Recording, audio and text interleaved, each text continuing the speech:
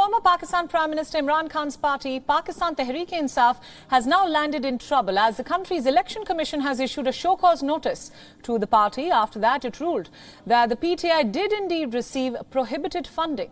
A three-member ECP bench has now given its verdict in a case that had been pending since November 14 in 2014 and had been filed by the PTI founding member Akbar S. Babar, who had allegedly had serious financial irregularities in the party's funding from Pakistan and abroad. The bench, headed by the Chief Election Commissioner, has now observed that the PTI received funds from business tycoon Arif Naqvi and 34 other foreign nationals. Moreover, it had taken ownership of 8 accounts and kept 13 others hidden.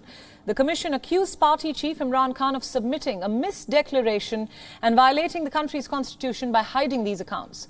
The poll panel has now issued a show-cause notice to the PTI seeking an explanation on why these funds received shouldn't be seized. However, the PTI leaders have reportedly said that most of the money was from overseas Pakistanis, further indicating that the party doesn't intend to stop that funding. The party further claimed that the accounts that were supposedly undeclared were not directly linked with the PTI chief. मुझे समझ नहीं आती कि PMLN, peoples party, JUI इन्होंने overseas Pakistanis को अपना दुश्मन क्यों डिक्लेयर कर रखा है। हम ओवरसीज पाकिस्तानीज को पाकिस्तान की मईशत की रीढ़ की हड्डी समझते हैं और हम बता दें, हम अब भी ओवरसीज पाकिस्तानीज पर ही रिलाय करेंगे अपनी फंडिंग के लिए। वो जो अकाउंट 16 अकाउंट्स हैं, उनका PTI से जो था वो इमरान खान के डायरेक्ट लिंकेज में नहीं है।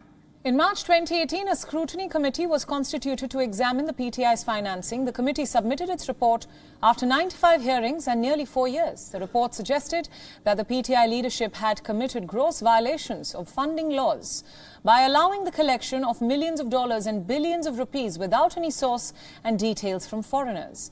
The verdict comes at a time when Imran Khan has been making repeated calls for the Chief of Election Commission's resignation, calling him dishonest and incompetent. Upping his ante against the poll panel chief, Imran Khan on Monday issued a fresh call for protests outside the Election Commission's office in Islamabad on August 4th. And for more details, our Pakistan Bureau Chief Anas Malik sends us this report from Islamabad. Let's listen in.